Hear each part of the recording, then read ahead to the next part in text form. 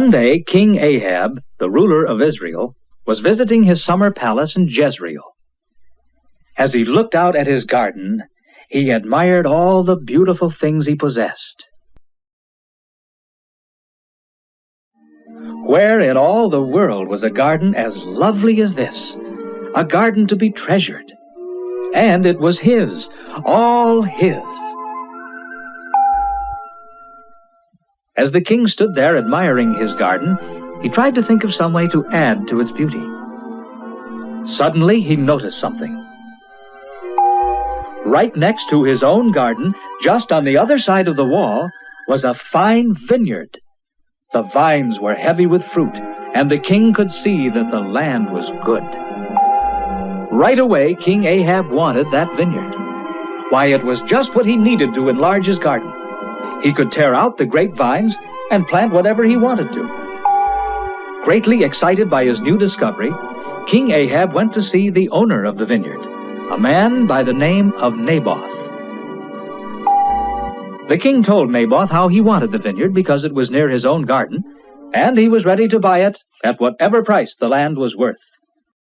But Naboth didn't want to sell.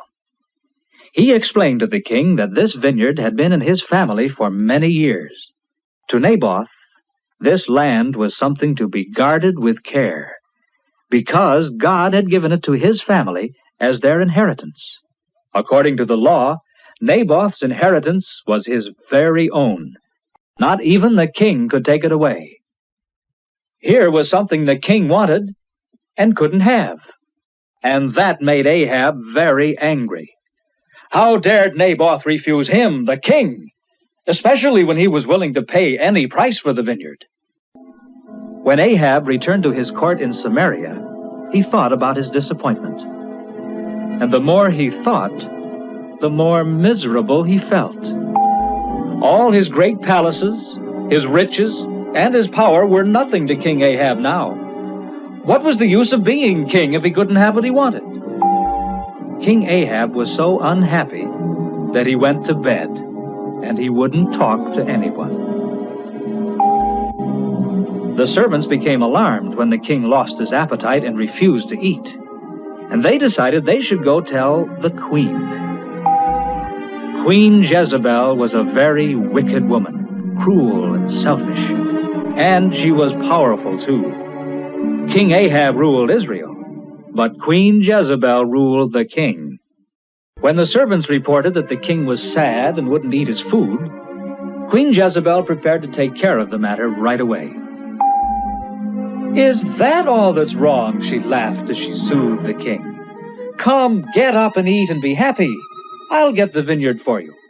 So Queen Jezebel wrote letters to the rulers of Jezreel, the city where Naboth lived, which was quite a distance from the king's palace in Samaria.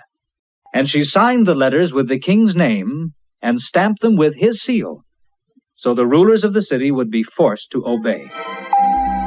The letters commanded that Naboth be brought before the people, and that 2 wicked men be found who would swear that Naboth had spoken against God and the king. And the letter went on to say, "Then carry him out and stone him that he may die." And with the king's signature on the letter and the king's seal, what could the rulers do but follow the orders? Of course, when Naboth was put on trial, he tried to tell the people he was a God-fearing man, and that he would never talk against God or the king. But the 2 false witnesses swore that Naboth was guilty, and the people believed them. Naboth was carried outside the city walls and stoned to death. When Queen Jezebel received the report that Naboth was dead, she said to Ahab, "Go, take possession of the vineyard that Naboth refused to sell you. For now Naboth is not alive, but dead." Ahab was delighted with his clever queen. She not only gave him what he wanted, but now it wouldn't cost him a penny. So the king lost no time in getting on his way.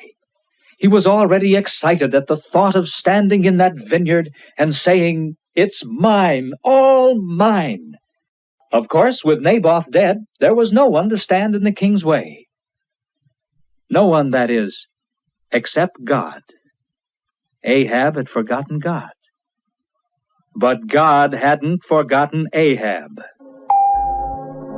Elijah was a great prophet, and God spoke to him and told him to meet Ahab, king of Israel, in the vineyard of Naboth. And the Lord told Elijah what to say to the wicked king. So King Ahab stood in the vineyard. But what he saw made his heart stand still. There stood Elijah, the stern prophet of God. And Ahab cried out, "Have you found me, O mine enemy?" And Elijah answered, "I have found you because you have sold yourself to do evil in the sight of the Lord." And Ahab heard from the lips of Elijah the terrible price he would pay for his sin. Ahab's heart was melted with fear as he heard that his whole house would be wiped out, himself, his queen, all his sons, and there would be no one left to carry on his name. The Bible tells us in Romans 6:23, "The wages of sin is death." And with that fearful warning, God seeks to turn us from our own way of destruction to a way of life. For God offers hope with a wonderful promise to all who are willing to hear. For the wages of sin is death, but the gift of God is eternal life through Jesus Christ, our Lord.